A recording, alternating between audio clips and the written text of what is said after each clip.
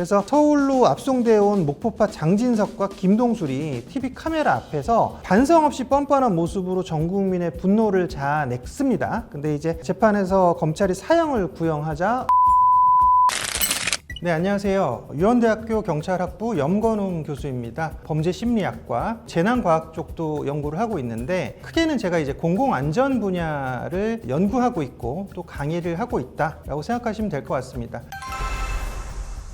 MZ조폭이란 말 들어보셨는지 모르겠어요. MZ조폭이 사실 MZ세대를 일컫는데 그게 어떻게 조폭과 연관이 될까, 연결이 될까? 압구정 롤스로이스 사건 들어보셨을 겁니다. 압구정동에서 인도로 이 롤스로이스 차량이 돌진해서 한 여성이 사망했던 사건인데요. 이때 드러났던 내용들이 다소 충격적인 내용들이 드러났는데 이자가 그 조직폭력배였는데 MZ조폭이다. 이런 얘기들이 이제 나왔습니다. 그래서 경찰이 이제 대대적으로 MZ조폭에 대한 수사를 촉발한 그런 사건으로 알려져 있습니다. MZ조폭이라고 하면 MZ세대를 알아야 될 것 같은데요. MZ세대라고 하는 것은 이제 밀레니얼 세대, 80년대부터 2000년대를 일컫고요. 그다음에 90년대부터 2000년대까지 일컫는 G세대, 그걸 합쳐서 MZ라고 하는데 지금 20대, 30대가 주축이 되는 MZ들이 최근 조폭으로 많이 활동을 하고 있다라는 점인데요.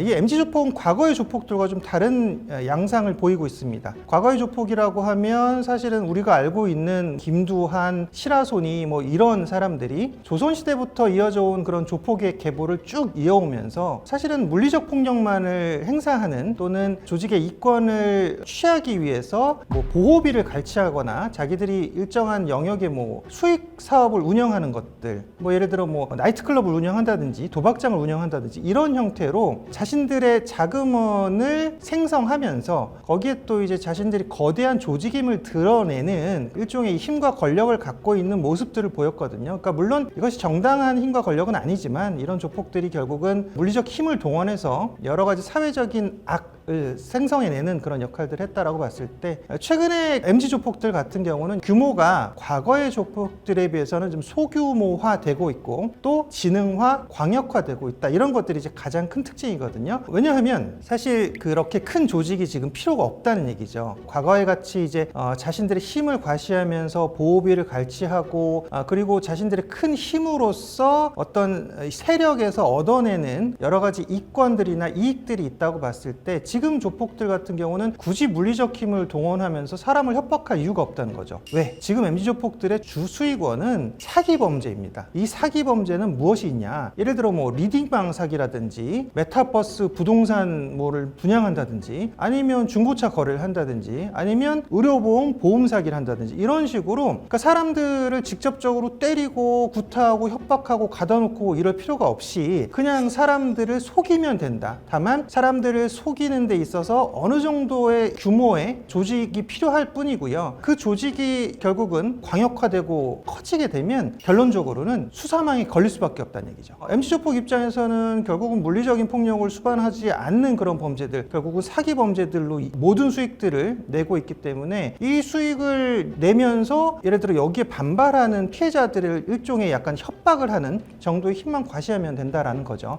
최근에는 범죄 성향 또는 범죄 통계들을 분석해 보면 과거에는 이제 물리적 폭력 범죄가 가장 많았었고요. 그다음에 사기 범죄는 이거보다는 적었었는데 지금 최근에 범죄 성향들 또는 범죄 통계들은 물리적 폭력에 의한 범죄가 많이 줄어들고 있어요. 사기 범죄가 증가하고 있다는 거죠. MZ조폭은 이런 사회 현상과 편승합니다. 이런 범죄 통계와 똑같고요. 그래서 이 사기 범죄를 그럼 왜 하냐? 돈이죠. 수익이죠. 지역에 있는 예를 들어 뭐 유흥주점, 노래방, 뭐 술집 또는 불법 영업을 하는 업소들의 보호비를 받아봤자 그렇게 큰 수익이 나지 않습니다. 다만 리딩방 사기라든지 보험 사기라든지 중고차 사기라든지 이런 사기들 벌이게 되면 거기서 나오는 수익이 최소 수십억 또는 몇백억까지 발생할 수 있다는 거죠. 결국은 이런 사기 수법들을 통해서 많은 수익을 내다 보니 전국에 있는 조직들로 서로 간에 조직화되고 강력화되는 그런 현상들이 발생하는데 이게 지역을 국한하지 않는 그런 형태의 조직으로 운영이 되고 있다는 점입니다.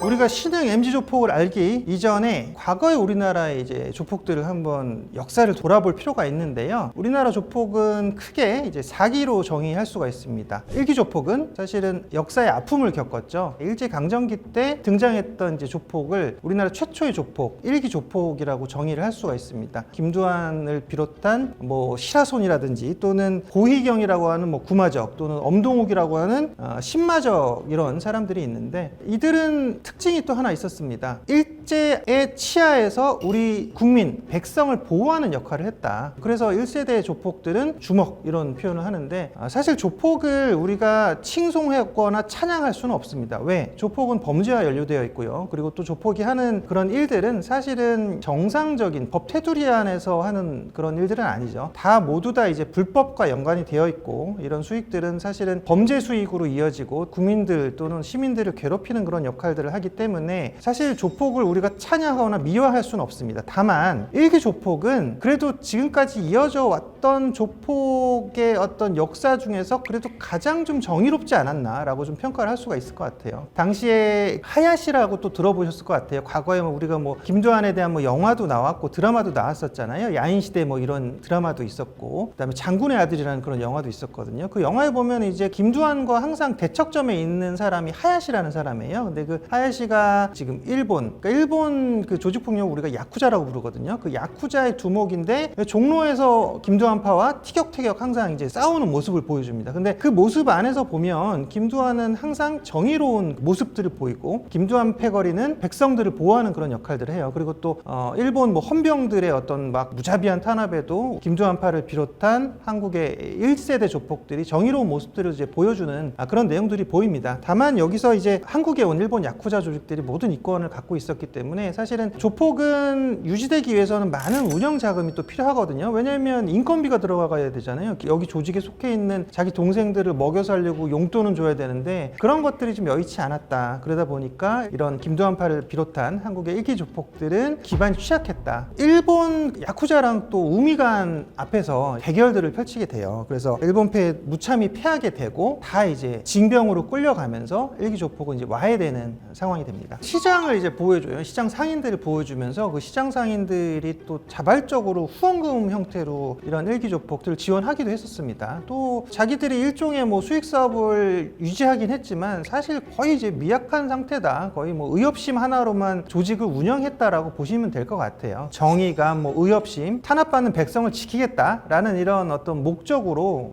1기 조폭이 좀 유지되었다, 운영되었다라고 보시면 될 것 같습니다. 그러니까 1기 조폭은 그래도 우리가 주먹이라고 평가할 수 있는 건 우리나라 국민들을 괴롭히지 않았고 우리나라가 주권을 찾기 위해 노력하는 그 과정 하에 약간 독립운동에도 뭐 기여를 했다라고도 볼 수 있어요. 사실 국가가 없는 상태잖아요. 국가가 없는데 국가에서 보호해주지 못하는 우리 백성들, 짓밟히는 우리 백성들을 보호해주고 또 그들을 괴롭히거나 빼앗지 않았다. 그러다 보니까 그래도 1기 조폭들은 그래도 우리나라 조폭 역사에 있어서는 정의로운 주먹질을 했다라고 표현할 수 있을 것 같습니다. 자, 이제 2기 조폭이 등장합니다. 이걸 이제 정치 깡패라고 표현할 수 있는데요. 이 정치 깡패들은 왜 정치 깡패냐? 정치와 조폭이 결탁했기 때문에 정치 깡패라고 표현할 수가 있습니다. 장충동 정치 테러 사건이라든지 그 4.19 혁명을 촉발시켰던 고대생 습격 사건이 대표적인 예인데요. 당시에 이제 자유당 정권이었거든요. 이 자유당 정권이 여당이고 사실 전국을 장악했고 우리가 민주주의를 탄생시키는 우리가 대한민국 정부를 수립했지만 이후에는 사실 거의 뭐 일당 독재에 가까운 우리나라의 헌정 질서가 유지됐었거든요. 사실 이런 상황에서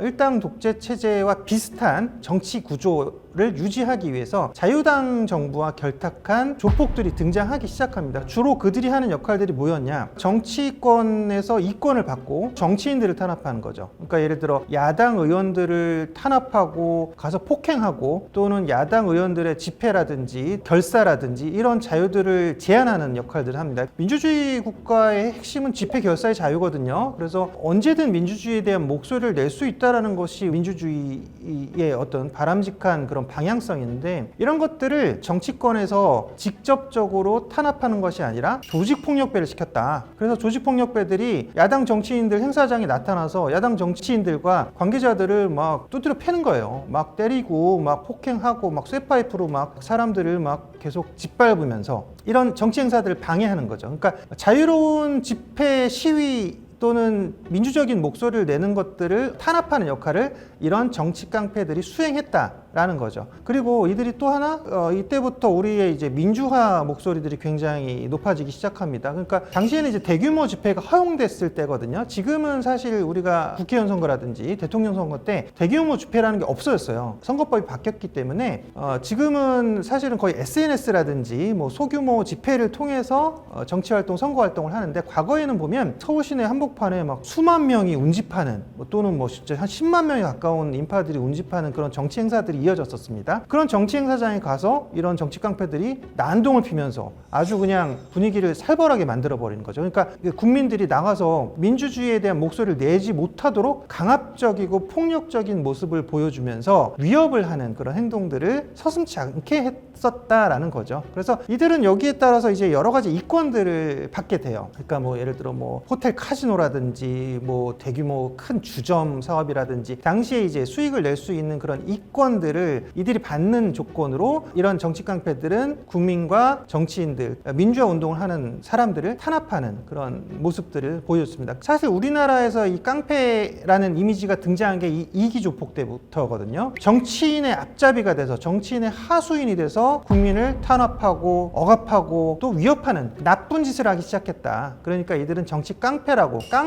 우리가 표현하는 것이고요. 이때부터는 사실은 우리가 이제 그런 이 조직폭력배에 대한 이미지가 굉장히 안 좋아지는 계기가 되기도 했습니다. 다만 5.16 군사 정변이 일어납니다. 이때부터 군부 독재 시대가 열립니다. 군사 정권이 들어서다 보니까 이때부터는 군인들이 마음대로 통치하는 그런 나라가 돼요. 결국은 정치 깡패가 필요가 없어지죠. 왜? 군인들이 총과 발로 짓밟으면 되거든요. 굳이 깡패들을 동원해서 국민들을 억압하고 탄압할 이유가 없어지는 거죠. 아마 제가 이 말씀을 드려도 될지 모르겠는데, 최근에 우리나라에 계엄령이 선포됐었습니다. 과연 이것이 올바른 일인가 우리가 한번 돌아볼 필요가 있는 거고, 또 국민의 한 사람으로서 저도 굉장히 가슴 아프게 생각하고, 다시는 군대가 국민을 짓밟은 일은 없어야 된다고 생각합니다. 그 이기 깡패는 달라지는 모습들이 좀 보여요. 김두한이 지금 대한민국 감찰부장으로 빠져요. 그래가지고 이제 정치로 갑니다. 김두한이 정치인으로 다서 나중에 국회의원까지 하고 그래요. 김두한이 사실은 주목받았던 이유가 이제 장군의 아들이었잖아요. 김좌진 장군이라고 우리나라에서 독립운동을 하셨던 독립군 장군이 계셨는데, 그 아들이 김두한입니다. 김두한 씨가 이때부터는 정치인으로 이제 변신을 시도하면서, 이때부터는 동대문파, 명동파가 정치 깡패 역할을 하기 시작하는 거죠. 그러니까 일기조폭은 이제 자연스럽게 사라졌죠. 일기조폭은 이미 일제 조직의 일망타진이 됐었고 다 군대에 끌려갔었고, 그 다음에 여기 핵심이었던 김두한이 지금 정치로 빠지면서 나머지 뭐 이마수라든지 이런 유지광 이런 사람들이 뭐 동대문파와 명동파에서 서로 대척점을 이루면서 서로 이제 막 싸우기 시작합니다. 근데 여기에 이제 핵심 세력이었던, 정치 깡패의 핵심이었던 동대문파는 살아남고 명동파는 정치권에서 박살을 내버리죠. 그래서 나중에는 동대문파가 득세를 하면서 정치 깡패의 역할을 했지만, 이것이 5.16 군사정변으로 인해서 이 동대문파마저도 모두 다 형장의 이슬로 사라지게 됩니다. 그래서 2기 조폭은 종결되게 됩니다. 3기 조폭은 회칼을 사용한 잔인한 보복, 또 호남 3대 조폭의 서울 진출로 정의할 수 있는데요. 양은이파라고 있습니다. 조양은이 이끄는 양은이파, 그 다음에 서방파, 그 다음에 이동재 오비파, 이렇게 세 조직이 이제 호남의 3대 조직이라고 볼 수가 있는데, 이때는 이제 서울을 중심으로 모든 상권이라든지 정치 경제가 연결되어 있기 때문에 당연히 서울을 장악한 조폭이 전국의 최고의 조폭인데, 이 서울의 조폭들이 무너지게 되는 한 계기가 이제 발생합니다. 1975년 명동의 사보이 호텔 사건인데요. 사보이 호텔을 습격하는 사건이 발생하는데, 이 습격하는 주체들이 누구였냐? 호남 3대파가 이제 여기에 장악을 하러 서울로 올라오게 되죠. 명동 사보이 호텔에서 서울 중심가를 장악했던 신상사파와 그 조직폭력계 원로들이 이제 신년 모임을 하는 중인데, 여기를 급습하는 한 조폭단체가 등장합니다. 이게 전라도파였는데 이게 나중에는 양은이파로 개명을 해요. 양은이파가 쳐들어와서 서울에 있는 신상사파와 또 서울에 있는 조직들을 완전히 박살내버려요. 정말 서울에 있는 조직들의 숨통을 끊어놓습니다. 그러다 보니까 이때 이제 이제 양은이파를 비롯한 그다음에 서방파, 그다음에 이동재 오비파 3대 조직이 서울로 진출하게 되죠. 근데 하나의 특징은 뭐냐면 회칼이 등장했다는 거죠. 이 회칼은 회를 써는 칼을 사시미 칼이라고 하거든요. 그러니까 이 생선에 살을 뜨는 칼이라고 하면 얼마나 예리하겠냐, 그죠? 이 칼을 써서 사람을 자르고 베고 막 찌르고 하는 무자비한 모습을 보였다. 그 전에는 사실은 이제 무기라고 해봤자 뭐 몽둥이 정도 뭐 이렇게 사용하고 칼은 사용을 하지 않았었거든요. 근데 이때부터는 칼을 무자비하게 잘 쓰기 시작했다. 회칼이 등장함으로써 이 이후부터는 계속 이런 무기를 사용하는 조폭 간의 전쟁이 이어지게 되는데, 이 상기조폭 같은 경우는 이제 1990년 노태우 정부에서 특별 선언을 합니다. 11.3 특별 선언해서 범죄와의 전쟁을 선포하게 되거든요. 그때 이제 큰 조직 폭력들은 다 이제 소탕이 되게 되는데, 사실 범죄 조직들을 다 소탕한다고 해도 이 조직 폭력배들은 세균 같다고 보시면 됩니다. 세균은 완전히 박멸할 수가 없거든요. 그러니까 이걸 어느 정도 박멸했다라고 해도 다른 세균들이 자라나고, 또는 이것들이 세포가 커져서 이제 암세포 같이 되면서 이게 점점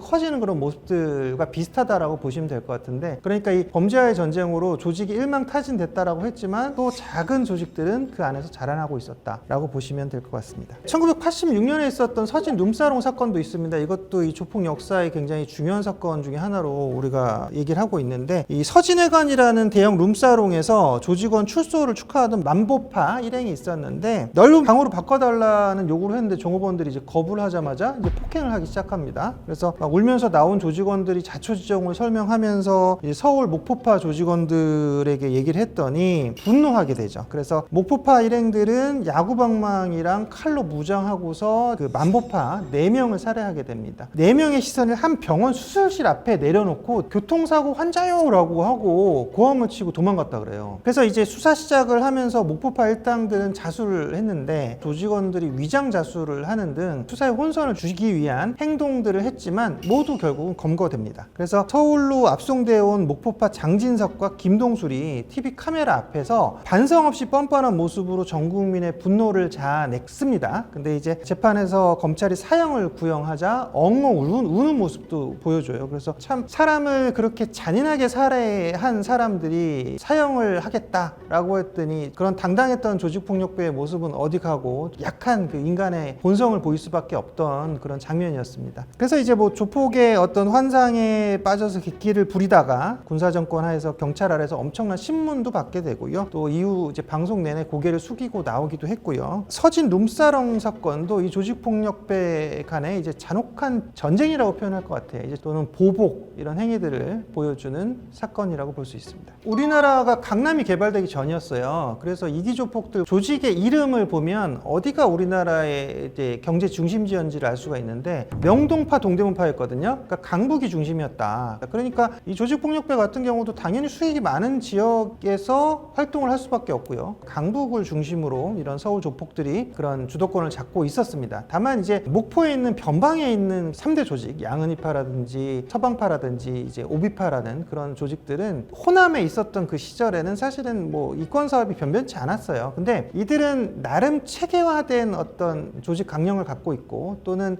서울을 장악할 만한 그런 훈련이 충분히 되었던 조폭으로 알려져 있습니다. 그러다 보니까 이제 사보이 호텔에서 이 서울 조직을 박살낸 이후부터 서울을 이제 장악하게 되죠. 경상도 쪽에는 다른 한 조직이 있었습니다. 이 조직은 어디였냐면 칠성파라고 하는데요. 이 칠성파는 부산을 중심으로 운영되던 조직이었고, 이들은 특히 일본 야쿠자와 연결이 되어 있었습니다. 왜냐하면 당시에는 우리가 일본과의 교류가 굉장히 활발했었어요. 지금은 우리 경제 규모가 어떤 부분은 일본을 앞지를 정도가 되었거든요. 근데 당시에는 우리나라 경제 규모가 일본보다 훨씬 뒤처졌기 때문에, 그리고 일본 환율이 훨씬 높기 때문에 우리나라가 일본과 많은 무역 교류를 하는 시기였고, 마찬가지로 조직폭력배들도 일본과의 교류를 통해서 그들의 선진 어떤 조직폭력 문화라든지 기술이라든지 이런 것들을 배워오고 또 우리나라와 교류를 하던 그런 시기였다라고 볼 수 있습니다. 뭐 충청도, 강원도 이런 조폭들, 조폭이 없겠습니까? 다 있죠. 다만 크게 이제 거대화되고 세력화되었냐의 문제인 것 같아요. 거대한 조직들이 되다 보면 체계적인 명령 체계를 갖추고 있고요. 또는 수사기관에 대응하는 그런 방법들을 알고 있기 때문에, 그래서 이런 큰 조직들을 건드리기가 어렵다라는 거죠. 작은 조직들 같은 경우는 사실 그 지역에서 뭐 소규모의 뭐 이권만 장악하고 보호비 정도 갈취하는 정도면 이건 사실 경찰에서 검찰에서 이렇게 크게 이렇게 사회 악이다라고 보기 어렵다는 거죠. 그런 자생적인 또는 토착적 시각적인 그런 조폭들은 분명히 지역마다 다 존재하고 있다. 다만 우리가 아까 주목했던 그런 큰 조폭들은 우리가 이름만 들어도 알 수 있는 조폭들이라는 거죠. 국민 누구나 알 수 있는 조폭들이 되었다라는 것은 그들이 미치는 사회악이 그만큼 지대하다라는 거죠. 그렇기 때문에 이런 조폭들이 어느 정도 수도권을 중심으로 전국화, 세력화된 어느 정도의 큰 영향력을 미치고 있었다. 다만 그 중간중간 사이에는 토착 세력화한 작은 조직들도 존재하고 있었다라고 볼 수 있습니다. 이제 최근의 조폭들은 이제 MZ 조폭이라고 일컫습니다. 1980년대부터 2000년대 밀레니얼 세대, 1990년대부터 2000년대를 일컫는 Z세대, 이 둘이 합쳐진 MZ라는 개념에서 MZ 세대들이 대다수 조직원으로 참여하고 있는 MZ 조폭을 우리가 이제 MZ 조폭 이렇게 표현하고 있는데요. MZ 조폭들은 여러 가지 다른 양상들을 보여요. 그러니까 일단 조직원 모집부터 좀 다른데요. 개인 SNS를 활용합니다. 개인 SNS를 통해서 자랑을 합니다. 그 명품 시계, 막 금팔찌, 뭐 우리가 소위 말하는 뭐 롤렉스 시계 뭐 이런 것들 차고, 그다음에 목걸이 뭐 금목걸이 이런 것도 차고, 그다음에 명품 옷 이런 것들 있고요. 그다음에 뭐 명품 클러치 이런 것들 착용하면서 재력을 과시합니다. 이 재력을 과시해서 10대들, 청소년들을 포섭합니다. 그래서 10대들이 오히려 거꾸로 DM을 보내는 경우도 있어요. 청소년들이 사실은 여기에 유혹될 수밖에 없어요. 왜? 자기들도 사실은 원하는 바거든요. 그러니까 아직 청소년들은 뭐 아직 그 가치관이 정립되기 전이니까, 야, 나도 그러면 이게 롤스로이스 탈 수도 있겠네, 롤렉스 차고 다닐 수 있겠네, 막 이렇게 생각할 수가 있다는 거죠. 이런 것들을 보면서 지금 MZ 조폭들이 10대 청소년들을 현혹을 시킵니다. 그래서 너희들도 야, 우리 조직 안에 들어와 봐. 그러면 너희들도 이렇게 비싼 차 타고 다닐 수 있고, 명품 옷 입을 수 있고, 명품 가방 찰 수 있고, 너네들도 다 이렇게 화려하게 하고 다닐 수 있어 라는 식으로 이제 포섭을 하죠. 근데 여기 이제 포섭된 10대 청소년들이 넘어가는 경우들도 있다는 거죠. 안타깝게도 넘어가면 MZ 조폭으로 신분이 바뀌는 거죠. 평택 J파가 최근에 검거가 됐습니다. 평택의 한 조직폭력배가 검거가 됐는데, 이자들이 한 내용들을 보면 좀 다른 여러 가지 모습들을 보여요. 지역에서 주먹을 잘 쓰는 10대 청소년들을 의도적으로 가입시킵니다. 아, 야, 어디 무슨 고등학교에 쟤 주먹 잘 쓴다며? 이래가지고 일부러 접근을 해요. 야, 우리 조직 들어오면은 뭐 이렇게 명품도 뭐 할 수 있고, 좋은 차도 몰 수 있고, 막 이런 식으로 포섭을 하는 거죠. 이렇게 들어온 10대 청소년들에게 MMA 격투를 가르칩니다. MMA 도장권을 끊어주고요. 그 회비 내주면서 가서 MMA를 수련하라고 하는데, 싸움할 수 있는 기술로는 MMA가 거의 최고라고 알려져 있다고 제가 알고 있거든요. 이런 기술을 배우게 하는 건 무엇이냐? 그러니까 이 평택 J파 같은 경우는 MZ 조폭과 조금 다른 부분이 있어요. 그러니까 그 평택 자기네 지역의 이권을 형성하면서 거기에 이제 보호비를 같이하고 전통적인 그런 조직폭력배의 형태를 보여주는 부분도 있었는데, 그래서 다른 조직들과 경쟁하기 위해서 다른 조직들과 싸움을 하겠다라고 해가지고 거기에 대비하기 위해서 자신네들에게 가입한 이 10대 청소년들을 MMA 도장에 이제 회비 주면서 보내서 수련을 하겠다는 거죠. 자, 그래서 이런 평택 J파 같은 경우는 여기 붙잡힌 56명의 조직원 중에서 20대, 30대에 해당하는 MZ가 49명이었습니다. 거의 대다수가 지금 MZ에 해당된다는 걸 보여주는 그런 사례라고 볼 수가 있고요. 그 MZ 조폭이 늘어나는 사례들을 보면 2018년에 이제 경찰 통계에 나와 있어요. 2018년에 그 10대 조폭 검거 건수가 100명이었는데 2022년에 210명이 검거됩니다. 2배 이상 늘어난 거죠. 계속 그 수는 증가하고 있다. 그러면 결국은 10대들이 조직폭력에 가입하는 그런 양상이 점점 더 증가하고 있다고 볼 수 있을 것 같습니다. MZ 조폭들의 주 수익원은 도박입니다. 우리가 이제 합법적인 도박을 할 수 있는 장소가 있어요. 국내 내국인이 할 수 있는 데는 강원랜드밖에 없거든요. 거기는 이제 합법적인 도박이 가능한데, 나머지는 사실은 이제 외국인들만 도박이 가능합니다. 최근에는 뭐 많이 이제 도박들이 온라인으로 활성화되어 있죠. 바카라 같은 그런 방식, 빠른 승부와 고액의 베팅, 이런 것들이 이제 온라인 도박의 핵심인데, 이런 불법 온라인 도박 사이트들을 통해서 이런 MZ 조폭들이 굉장히 많은 수익들을 내고 있다라는 점입니다. 그래서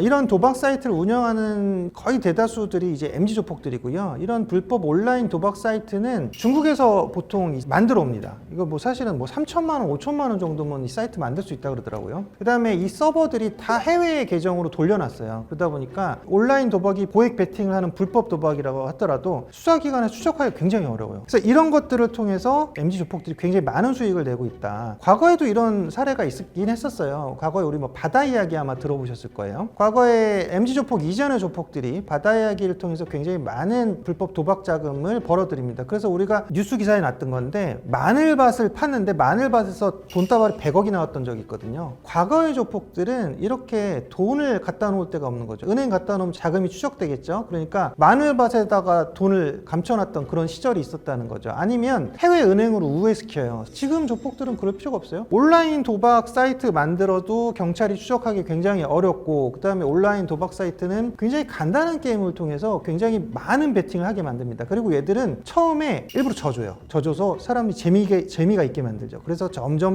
많이 따다 보니까 이러면 내가 더 많이 딸 수 있겠네? 이제 돈을 이제부터 갖다 넣기 시작하는 거죠. 그럼 이때부터 야금야금 피해자들의 돈을 뺏기 시작합니다. 이런 방식으로 이제 결국은 도박에 중독되게 만드는 거죠. 이런 도박을 통해서 수십억 또는 수백억, 수천억까지의 그런 수익을 지금 MZ 조폭들이 내고 있습니다. 스포츠 토토라고 아마 들어보셨을 것 같아요. 국가에서 운영하는 스포츠 토토라는 게 있어요. 뭐 야구, 축구 이런 것 게임 승패를 맞추는 거죠, 점수랑. 근데 이걸 불법적으로 또 운영해요. 수십 배, 수백 배의 그런 베팅액을 온라인으로 베팅할 수 있게 만드는 거죠. 그러니까 이거는 합법적인 도박이 아닌 상태인데, 정상적인 스포츠 토토에 비해서 너무 엄청나게 많은 수익이 나다 보니까 이런 것들을 사람들을 또 중독시켜서 또 빠지게 만들고, 이런 불법 온라인 스포츠 도박들을 통해서도 많은 수익을 냅니다. 그리고 또 이 MZ 조폭들은 코인이나 주식 리딩방을 통해서 많은 수익을 내는데, 여러분들 혹시 그 문자 메시지라든지 뭐 이런 SNS를 통해서 이런 내용들 받아보셨는지 모르겠어요. 뭐 주식 리딩방에서 우리 아무도 모르는 비밀을 알려드립니다. 고수익, 확실한 보장, 뭐 이런 것들 문자 받아보신 적 있을 거예요. 이런 것들이 이제 다 주식 리딩방인데, 근데 실제로 여기서 돈을 버는 분은 저는 한 분도 못 봤어요. 거의 다 이제 사기인데, 이 사기에 관여하는 애들이 MZ 조폭들이라는 거죠. 그래서 이 코인이라든지 주식 리딩방을 통해서 사람들을 현혹하고 거기에 들어온 사람들을 속여요. 고수익 올려주겠다고 속이는데, 이 사람들이 실제로는 거의 돈을 잃게 되죠. 그럼 또 어떻게 하냐? 다시 또 속여요. 적자 난 거, 투자 망한 거 제가 다시 되돌려주겠다, 걱정하지 마십시오라고 해가지고 다시 또 속여가지고 재투자를 하게 만듭니다. 근데 여기서 또 만약에 속는다? 그러면 이 주식 투자자나 코인 투자자들이 항의하겠죠. 이때 조직폭력배들의 본질을 보여주는 거죠. 이 피해자들 협박하고 폭행하고 입을 다물게 만드는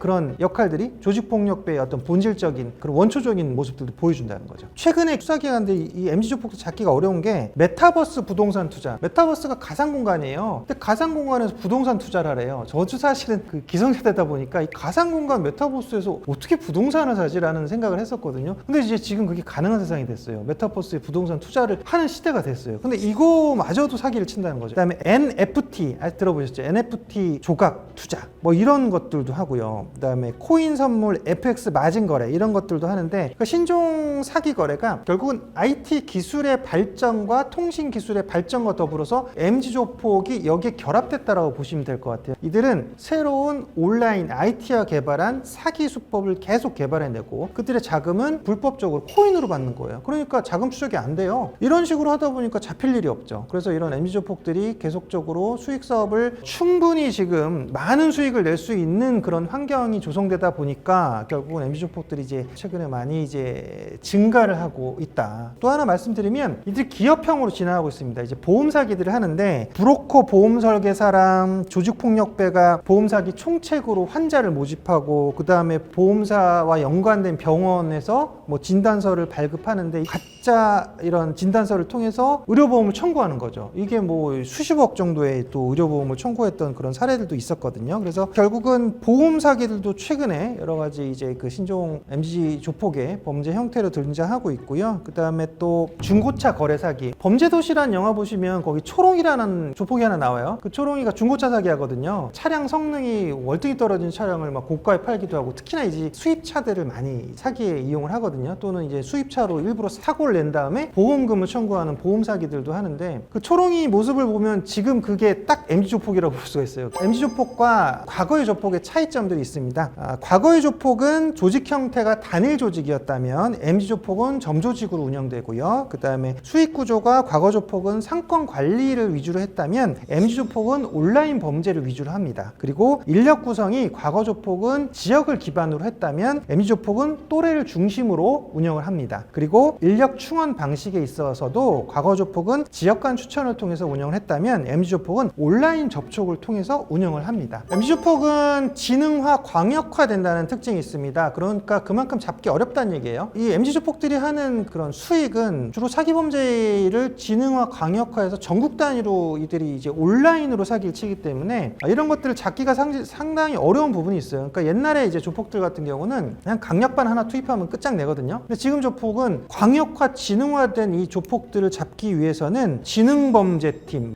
수사팀, 그 다음에 과학수사팀, 이런 모든 팀들이 같이 합심해서 들어가야지 이런 조폭들을 검거할 수 있거든요. 그리고 이 조폭들은 밑에 있는 하부 조직원을 잡고 나면 중간 간부 이상, 그러니까 보스들은 다 해외로 튀어버립니다. 그러니까 날라버리기 때문에 결국은 일방타진하기 어려워서 굉장히 오랜 시간 이 검거를 위해서 노력을 해야 돼요. 그래서 이들을 검거하기 위해서 경찰에서도 위장수사라는 기법을 활용하거든요. 첩보를 수집하고 또 잠입하고, 그래서 이런 조직폭력배의 정보를 수집하고 이들을 기소할 수 있는 정도의 그런 증거를 수집한 상태에서 일망타진해서 이제 검거를 하게 됩니다. 하지만 이들은 결국은 자금 추적이 현재 어렵고, 또는 그 드러나지 않는 방식의 IT 공간, 가상의 공간들에서 활동하고 범죄를 저지르기 때문에 수사기관에서도 이들을 따라가기가 사실 좀 벅찬 게 사실이에요. 이런 조폭들이 국제적으로 협조를 하기도 해요. 왜냐면 이제는 인터넷 공간으로 서로 협조를 하면 되니까, 뭐 주변엔 일본, 중국 조폭들, 러시아 조폭들하고도 연계가 돼서 수익을 펼친다든지, 아니면 조폭끼리도 서로 이합 집산들을 합니다. 그러니까 과거의 조폭은 서로 다른 조폭이다라고 하면 무조건 적이었는데, 지금은 서로 수익이 연결되면 같이 활동을 하기도 하고 같이 수익을 내기도 해요. 그래서 과거의 조폭은 그래도 어느 정도 일종의 의리가 있었다라고 치면, 지금 조폭의 핵심은 돈과 수익에 따라서 움직인다는 거죠. 그렇기 때문에